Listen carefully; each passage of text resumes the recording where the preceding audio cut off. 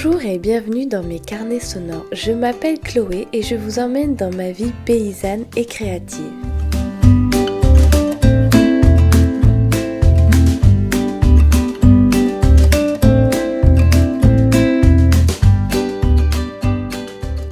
Depuis quelque temps, j'ai essayé plusieurs recettes et notamment plusieurs techniques pour faire du savon au lait parce que c'est un des savons que je préfère.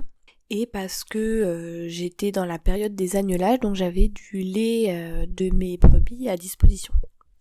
Donc le savon à base de lait est l'un des meilleurs pour la peau, parce que plus la teneur en matière grasse du lait est élevée, plus il sera hydratant.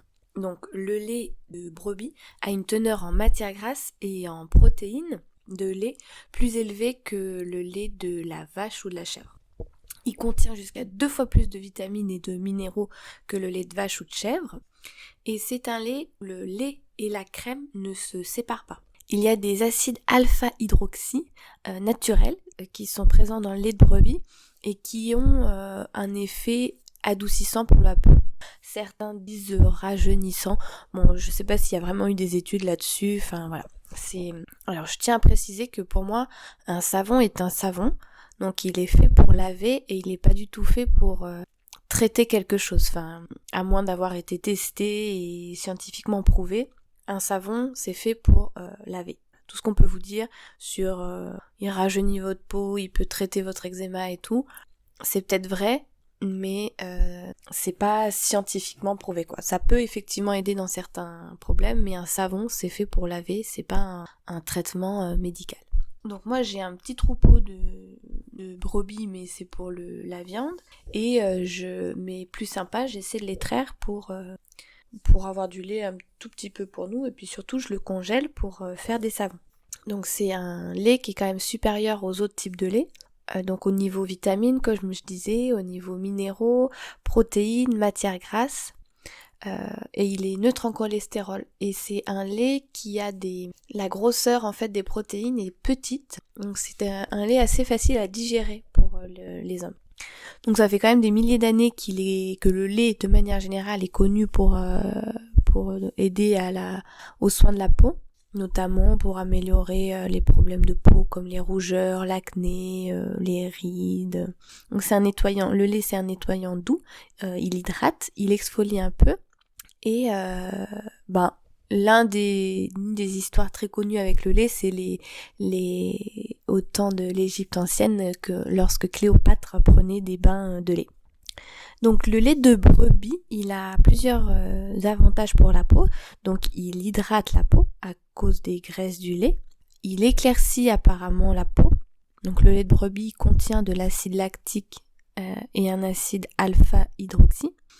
Il réduit les rougeurs et les éruptions et il protège et répare la peau. Donc pour faire du savon avec du lait, il y a, je dirais, 3 méthodes différentes. Donc généralement quand vous achetez un livre de recettes et d'explications sur les savons au lait, il vous présente une méthode. Et donc c'est compréhensible puisque les recettes sont basées sur cette méthode et ce serait compliqué dans un livre de faire une recette, d'adapter une même recette pour ces 2 techniques.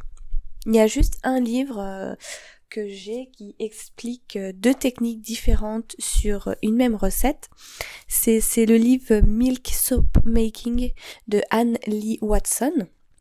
Et elle a, disons, une technique à froid, comme elle dit, et une technique à chaud. Mais généralement, quand vous achetez un livre de savonnerie, il y a une technique qui vous est expliquée.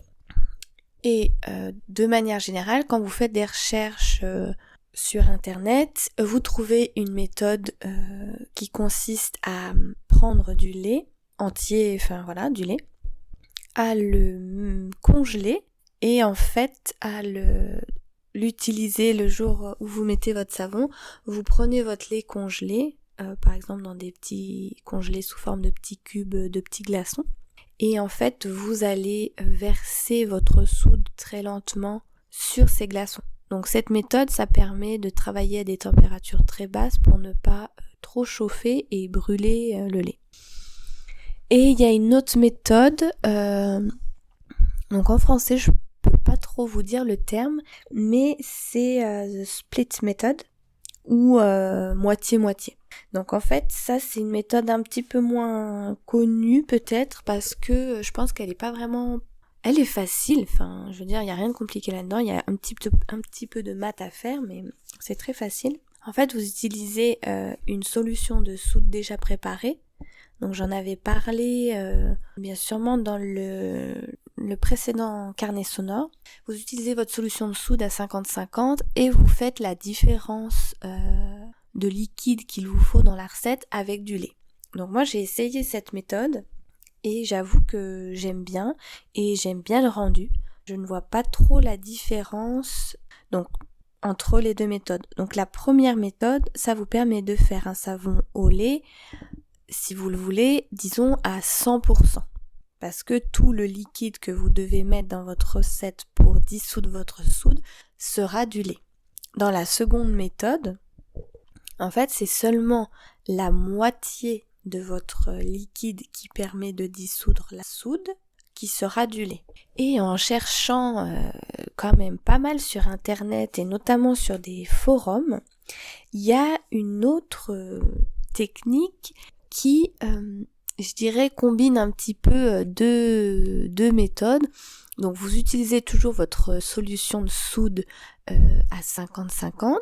Vous utilisez la différence de liquide entre votre solution et ce qu'il vous faut pour dissoudre votre soude dans la recette. J'espère que c'est clair. Et après, vous pouvez rajouter du lait sous forme de poudre. Donc ça se trouve sur les magasins de cosmétiques, vous pouvez en trouver. Le seul magasin où j'ai trouvé du lait de brebis en poudre, c'est sur un magasin allemand et c'est Mansk Cosmétique. Donc là, ils ont du lait en poudre de brebis. J'imagine que sur tous les autres sites, il doit y avoir du lait de chèvre et d'autres laits peut-être végétaux. Et donc ça, c'est une méthode qui vous permet de faire un savon 100% lait, entre guillemets, mais sans utiliser la méthode des glaçons de lait.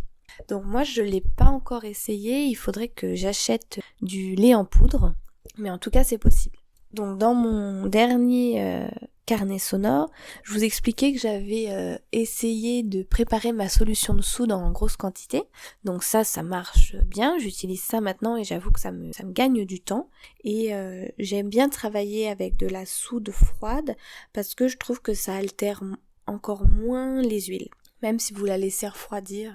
Et ça fait une solution de soude très, très limpide, très transparente.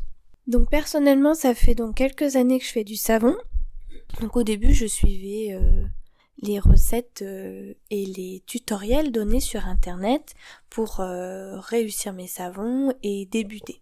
Mais ça fait donc depuis 2 ans, 3 ans que je fais des savons très régulièrement. Et donc ça m'a donné le temps de tester moi-même et surtout de me tromper. Donc il y a des petites choses qu'on vous dit quand vous commencez à faire du savon, qu'il est, je pense, important de respecter au début, quand vous n'avez pas encore trop d'expérience et quand vous savez pas trop comment ça peut réagir. Mais je crois qu'il est aussi important d'essayer d'autres méthodes et de un peu élargir les expériences. Donc notamment dans les livres d'explication de savon, on vous dit souvent qu'il est nécessaire que la solution de soude et les huiles soient à peu près à la même température, ou du moins que la différence de température entre les deux n'excède pas 10 degrés. C'est faux. Non, c'est pas faux, ça vous donne évidemment des résultats j'imagine, sûrs. Mais en fait, quand j'ai trouvé cette méthode pour faire des solutions de soude en grosse quantité, mais je me suis dit, mais ma soude va être froide, comment je vais faire? Et en fait, ça marche, ma soude est généralement, donc moi c'est un atelier en bas, donc c'est pas chauffé, et ma soude est rarement au-dessus de, Ouais, elle doit être entre 17 degrés, vers 17 degrés. Et mes huiles sont, personnellement, moi j'aime bien travailler avec une température, donc surtout avec du lait, j'essaie de travailler assez bas, mes huiles sont entre 30 et 32, maximum 36 degrés Celsius. Donc il y a quand même une légère différence de température. Et en fait ça marche, j'ai jamais eu de problème avec ça quoi. Et il y a autre chose, si vous faites du savon avec du lait, donc moi ça m'est arrivé, j'utilisais principalement la méthode donc des glaçons de lait où je faisais dissoudre ma soude au-dessus dans un bain-marie d'eau froide. Et généralement je fais du savon relativement vite. J'ai pas une grosse plage horaire pour en faire, donc faut que en général je peux faire 4-8 kilos de savon en 45 minutes. Mais des fois j'étais trop pressée et en fait je versais trop vite ma soude sur mes glaçons de lait. Ce qui faisait que la température augmentait vraiment, était vraiment chaude et le lait devenait orange et avait une odeur d'ammoniac. Donc j'ai lu sur des forums et je l'ai testé aussi, c'est pas grave entre guillemets. Ça vous fait quand même un beau savon et ça vous fait quand même un savon que vous pouvez utiliser. L'odeur ne va pas rester, ça va s'atténuer avec le temps et ce sera un très bon savon. Alors, de mon point de vue, je pense quand même qu'on perd en qualité parce que la montée en température doit, je pense, altérer certaines protéines du lait ou certains acides gras. Mais si vous essayez de faire un savon au lait et que votre lait devient un petit peu orange, sent un petit peu l'ammoniac, c'est pas grave. Vous pouvez quand même essayer de faire votre recette. Un autre mythe de la savonnerie. Alors, c'est pas des mythes, hein. Je dis pas que c'est faux, mais généralement quand vous commencez, vous suivez les recettes et les recettes simples et c'est des recettes qui suppriment toutes les erreurs, tout ce qui pourrait arriver et que vous ne pouvez pas maîtriser. Donc effectivement, le fait d'avoir des huiles à peu près à la même température, le fait de dissoudre votre soude tout de suite dans les quantités prescrites par la recette, tout ça enlève beaucoup de sources d'erreur en fait. Parce que quand vous faites une solution de soude à 50-50, vous avez un calcul mathématique. Si vous vous trompez sur ce calcul mathématique, ou si vous vous trompez sur, je sais pas, vous avez oublié de tarer votre balance, voilà, il y a plein de choses. Donc, je pense que quand on commence, c'est bien de suivre les recettes, les premières qu'on trouve, disons. Mais si vous voulez aller un petit peu plus loin, si vous en faites déjà pas mal, que vous avez expérimenté plusieurs recettes, que vous vous êtes confronté à plusieurs problèmes, notamment, faire du savon quand les huiles ou c'est trop chaud, alors là la trace arrive très vite, c'est dur à mettre en moule, enfin voilà, tout ce qui peut arriver en savonnerie. Mais une fois que vous avez de l'expérience, vraiment essayez d'autres choses et peut-être des choses qui vous font un peu peur, pas sur 10 kilos de savon mais sur 500 grammes, essayez et ça vaut le coup.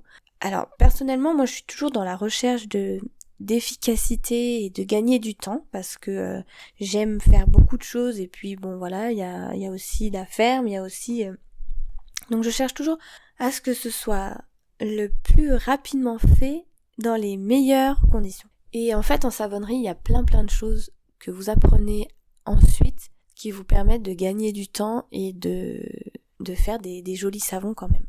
Ah oui, l'autre chose c'est peut-être que vous avez peur de travailler avec la solution de soude et que ça vous effraie un petit peu, ça vous arrête pour vous lancer dans la saponification à froid. Donc la soude c'est un produit chimique, donc c'est une base et c'est caustique. Donc la soude, une fois qu'elle est en solution, c'est vrai que c'est dangereux. Mais si vous avez des gants, des manches longues, des lunettes, si vous faites attention de pas mixer n'importe comment, il y a pas de souci quoi. Donc vous pouvez vous lancer. Donc la chose qui est vraie et qu'il faut toujours faire, si vous faites une recette, que vous voulez changer des quantités ou une huile ou si vous changez quoi que ce soit, le plus sûr c'est de repasser votre recette dans un calculateur de saponification. Ça, je crois que c'est c'est vrai quoi. Faut pas hésiter à le faire. Donc voilà pour les petites astuces et les mythes en savonnerie. Donc c'est pas des mythes, je répète, c'est pas faux, c'est Mais si si ça vous intéresse d'essayer d'autres choses, vraiment allez-y, lancez-vous, il y a rien à craindre.